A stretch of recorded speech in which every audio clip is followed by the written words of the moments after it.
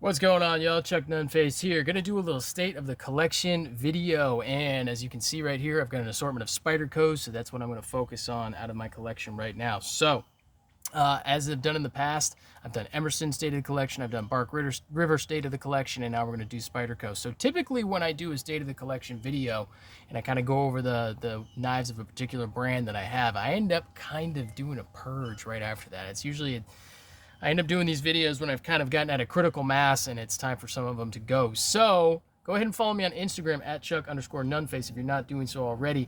And stay tuned there. I'll probably be putting some of these that are featured in this video up for sale. So with that being said, as I get set up here, if you go ahead and click that button in the corner there, if you want to go ahead and subscribe if you haven't done so already, I certainly would appreciate that. That definitely does help out the channel.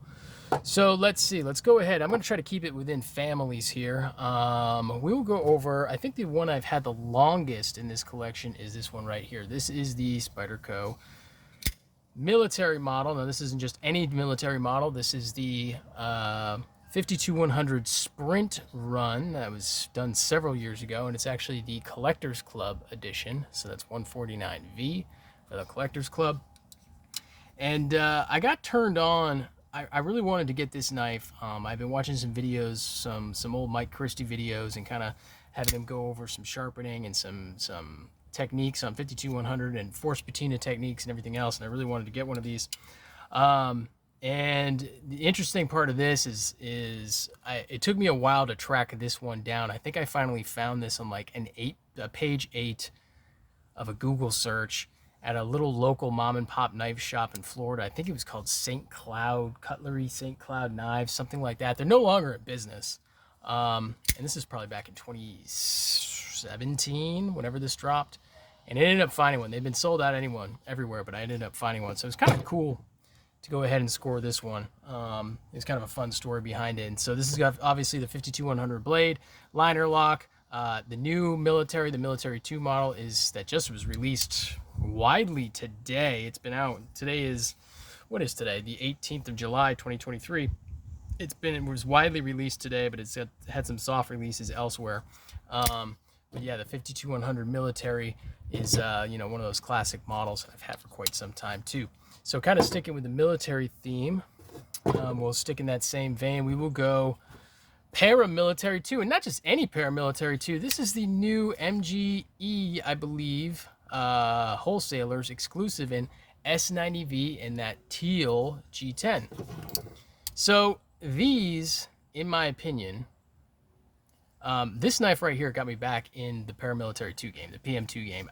When I was kind of collecting several years ago, probably right around when I got on Instagram, 2016, something like that, I started collecting these PM2s, and I must have had at one point 12 or 13, 14 of them, something like that.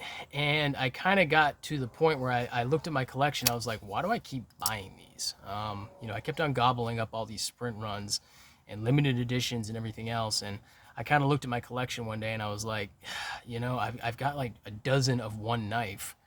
And I started selling them off. So I had a bunch. I had what did I have? I had the M4 Blade HQ versions. I had the 52100 just like this. I had the CPM M4 in Peel Ply CF, which was the KnifeWorks exclusive, which was really one of the best paramilitary 2s out there for a while, probably until K390 came out. So for a few years there, that one was, I think, the best in my opinion.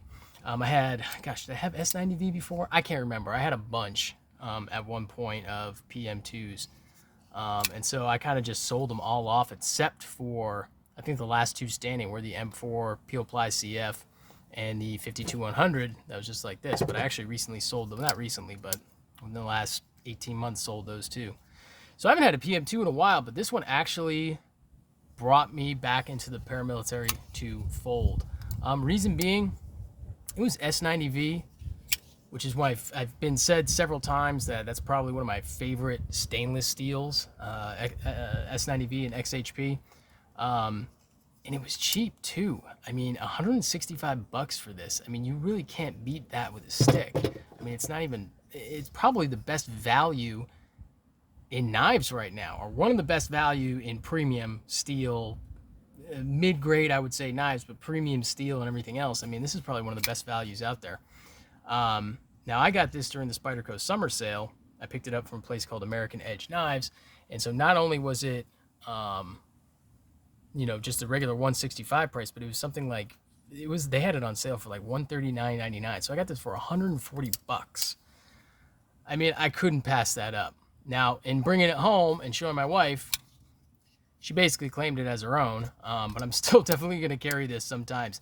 I just really think this is one of the best deals out there right now. If you don't like the teal, it's a $6 solution to get a bottle of Rit dye. You can get scales out there. I mean, you can spend anywhere from $50 to $75 on scales.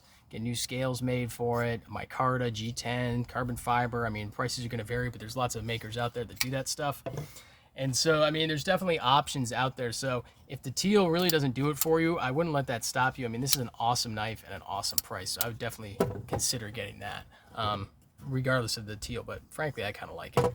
Paramilitary 2, Paramilitary 3. This is another one of my wife's knives, and it's a little dirty. It looks like I probably got to clean off that blade, but it's a little dirty, and I started carrying this a little bit too. But yeah, I got this for her a few months back when it was released. Again, S90V. It's that same MGE wholesalers exclusive. This one, of course, is the lightweight. So it is a little bit different, but once again, it's on the compression lock. So, I mean, this one, gosh, when I bought it, it was the same price as this one. So, talk about value. I mean, granted, yeah, it was on sale, but incredible value. So, yeah, there's the Paramilitary 2. So, that one's my wife's, and this one's basically my wife's, but I'm going to be carrying that one too. And this is another Paramilitary 3, Para 3 in Maximate steel. So, I had a Para 2 Maximate when they first came out. But I haven't had Maximate in a while, and I ended up getting this one a while back.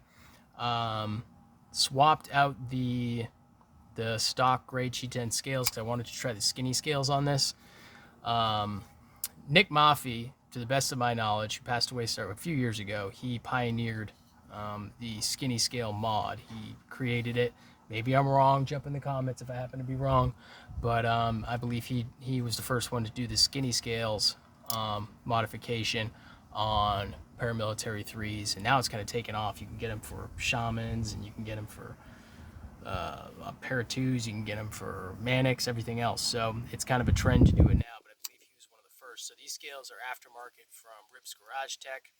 I am going to look at getting a deep carry clip because the one downside of this knife right here, a smaller blade to be sure than the Paramilitary, the standard size, and of course here is full-size military model.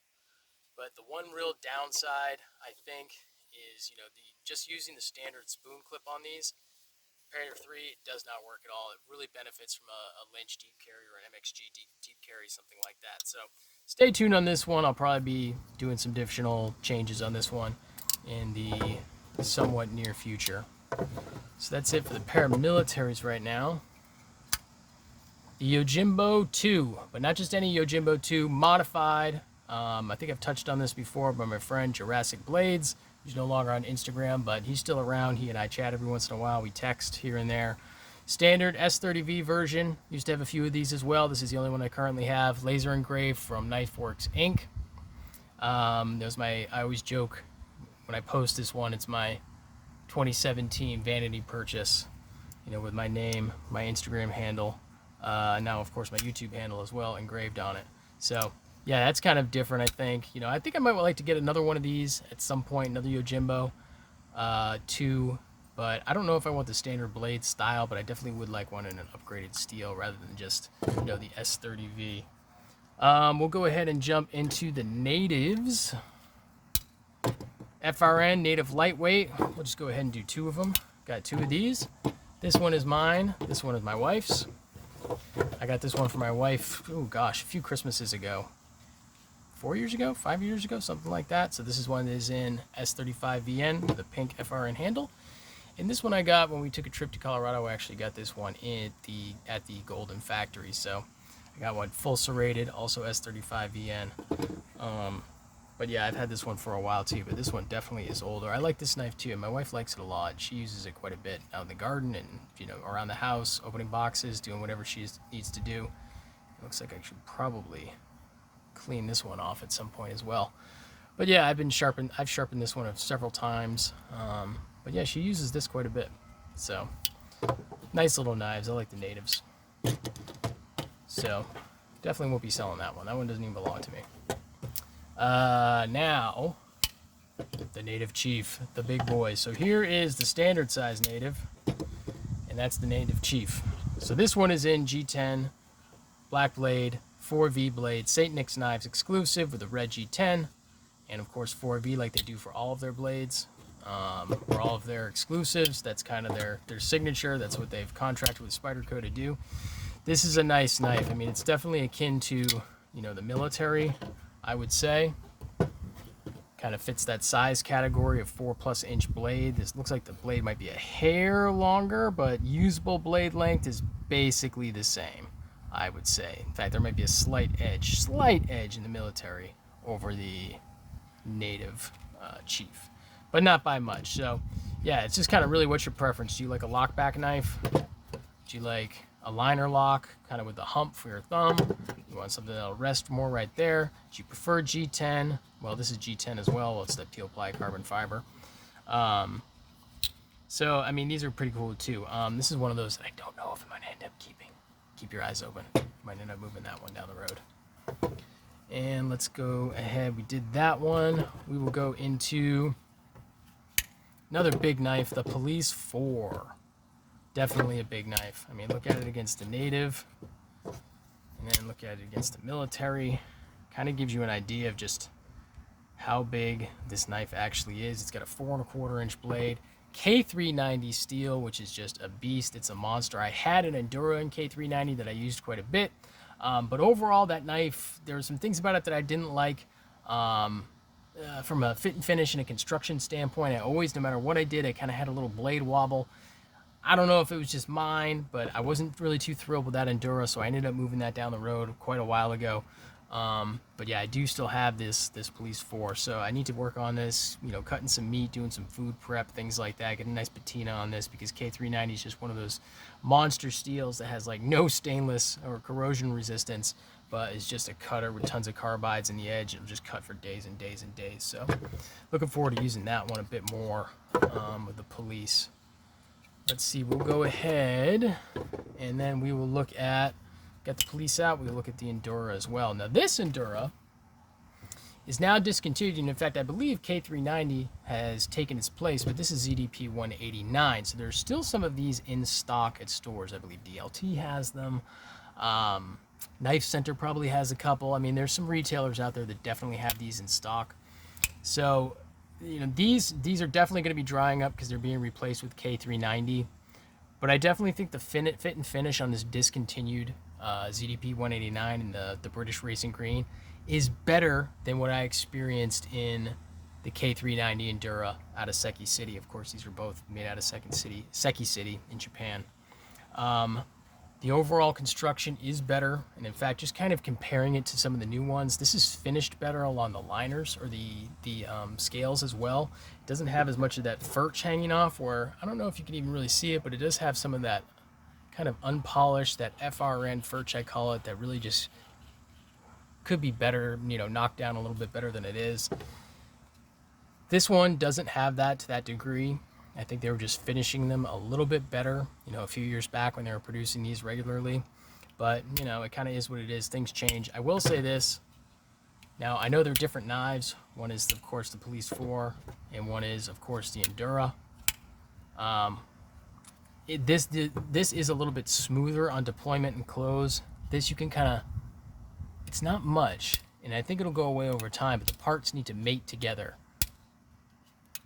And they need to kind of wear into each other, whereas this is pretty much as good as you could ask from a smoothness standpoint right out of the, you know, in a newer production. So yeah, but I was happy to get my hands on one of these, and I think, you know, if ZDP 189 is something that you like, and maybe I'll do a more of a deep dive in this knife in a future video, but there's already been some out there. I think you could definitely do a lot worse than this if you want to get an Enduro with a really nice blade steel. That's really well made. I think you could do a lot worse than the ZDP 189 Enduros. We're almost done. The Subvert, this one is really cool. I like this one a lot. It's not at all like any of the other knives on the table. It's very different. It's a totally different approach. Butch Valaton, whatever you want to say, however you want to say his name, he's just got his own thing that he does. Oh wait, I'm sorry. Yeah, Butch Valaton designed this. This of course is not the auto. It is the manual only. It's not the double action conversion. Did a video on this one already. You want to go back and look at it. But yeah, this is just a really cool knife. They do a video. It's a Tai Chung knife. They do a smaller version of this as well, and it's just cool. I mean, look at this blade stock on that. I mean, it's a beefcake. Thick blade stock, S30V. It's just unique and really cool. Great action on it. Not really anything else made by Spyderco that's quite like this. It's just definitely a very cool knife. Definitely worth checking out.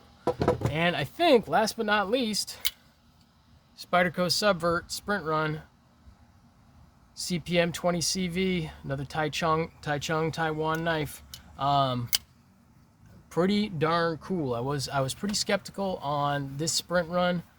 You know, I had the I don't know if I did a full review, but I featured the original one in S30V on the channel not that long ago, and I was pretty unsure of the Sprint Run, but actually, you know what, it's pretty darn cool. It's got carbon fiber overlays over that titanium frame, 20 CV blade stock or blade steel, razor sharp out of the box. And that's one thing I will say too about pretty much all these Spydercos. Spyderco is one of those companies that does a really good job of sharpening. Their factory sharpening is pretty nice, you know. So credit where credit is due. They're not perfect. I don't love everything they do, but you know, they definitely sharpen from, you know, factory edge standpoint. They're up there with the best. I would say Spyderco and Medford are probably the two best that I've experienced. Everybody else is fighting for second, third, fourth, what have you. So in any case, there we go. Voila. Kind of a long video, but it's a state of the collection. Stay tuned on Instagram at Chuck_Nunface. Some of these will probably be going up for sale pretty soon. Appreciate you checking out the channel. Appreciate you subscribing. Stay tuned for more. Peace.